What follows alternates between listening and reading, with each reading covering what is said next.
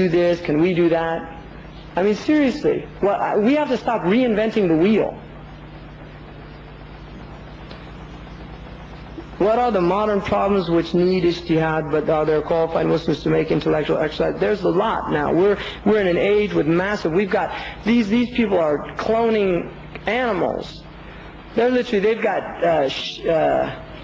got cats that they put DNA of leopards so they get leopard spots. They're crossing. I mean, they're unbelievable stuff they're doing. Mad people, completely insane. It's Frankenstein. It's mad scientists.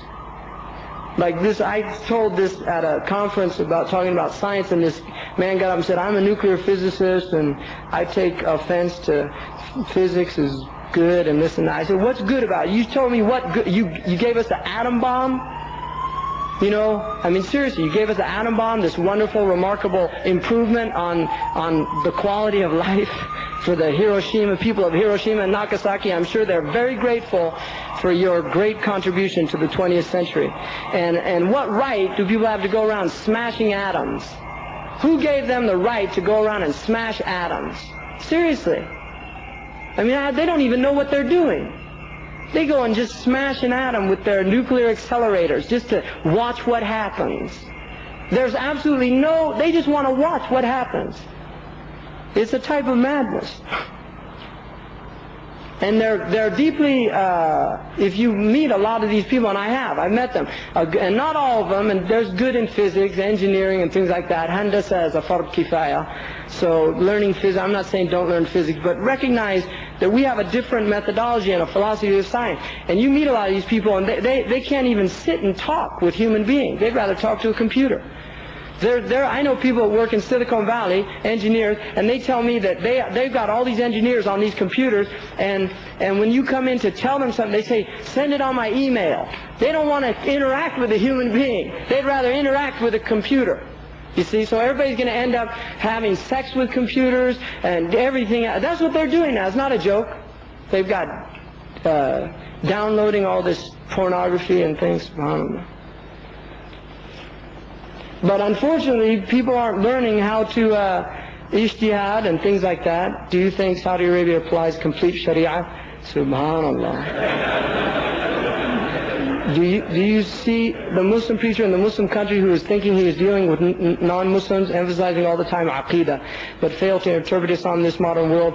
Emphasis on aqidah. First of all, aqidah is dogma. I want to remind us, aqidah is not iman.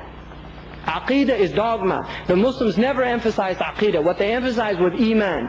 Aqidah is very simple. You can learn it in a few days with a good scholar. Sit down, there's mutun, you learn them. I have a matan that I learned in the deserts of Mauritania. It's literally 20 lines of poetry, and the whole of the dogma is there.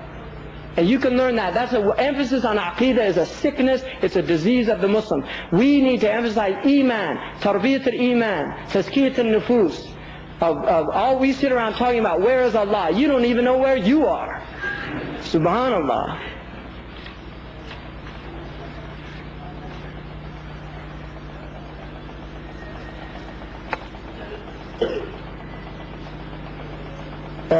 You talked about the secular, how these turn people upside down. What attracted you to become a Muslim? Alhamdulillah, Hidayah, I became Muslim when I was 17. I was very fortunate. I had a serious car accident, made me think about death and some other things. And Alhamdulillah, Allah showed me Islam at the hands of some people that I thought had a good understanding, and I became Muslim. And then I decided to go study Islam because I wanted to find out for myself. I mean, part of the confusion of the age is people don't learn. They don't study anymore. You know, and the rihla was part of the Islamic legacy of literally leaving your home and going and finding out what Islam is from people. And I went and you know, alhamdulillah, there's Muhammad Makkawi I haven't seen in years. When we first met, I didn't know Arabic. I didn't know, is that true? When you first met me? And alhamdulillah, he knows some of the sheikhs I studied with. I went and studied with people that they have a good understanding of Islam, and that's what I wanted to get from them. You know, and that for me solved my confusions. You know, really. I mean, there's a lot of things that are bewildering, but alhamdulillah, Islam to me is very clear. I mean, the Quran is mubin. With mubin also means clear, clarifying. You know, it's clear and it's clarifying. You know, it makes things clear. So if you're confused, it's because you haven't really studied the deen. And you get it from the people who know it. Don't get it from people who don't know it or who are as confused as you are, or who memorized a few slogans. Was it not Al-Razi who claimed that he only drank wine for medicine? There's many Razis. The Fakhruddin Al-Razi that I quoted, definitely not Al-Razi or Al-Farabi, great followers of Aristotelian thought. Razi is from a city in Persia called Rai, and there are many scholars named Razi, and there was a Razi who was an Aristotelian, but that is not Fakhruddin Al-Razi who I was mentioning.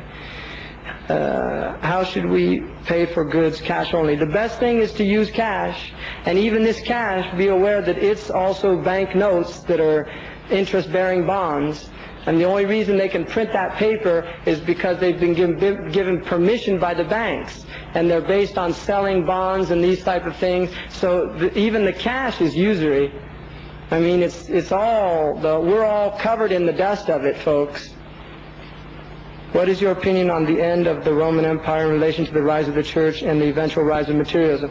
Well, the rise of the church in the Roman Empire is very interesting, because I think that we're in the same type of situation, and it's literally, they are in the same serious decline of the Roman Empire, and Islam should play the role that Christianity played in the first revivification of the European society.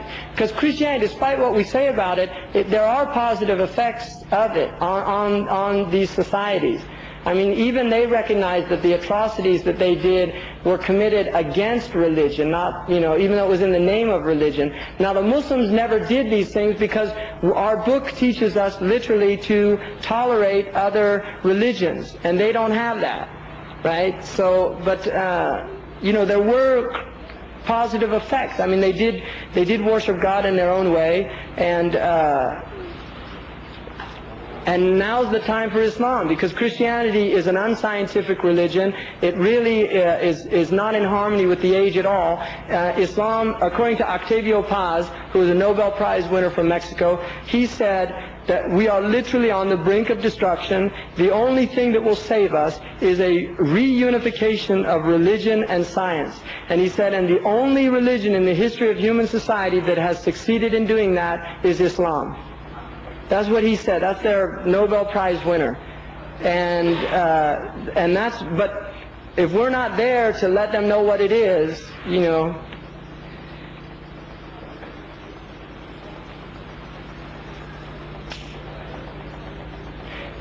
What is your comment on some Islamic organizations going through kufr parliamentary system? As I understand that to go through this system is haram. Could you please enlighten me on this?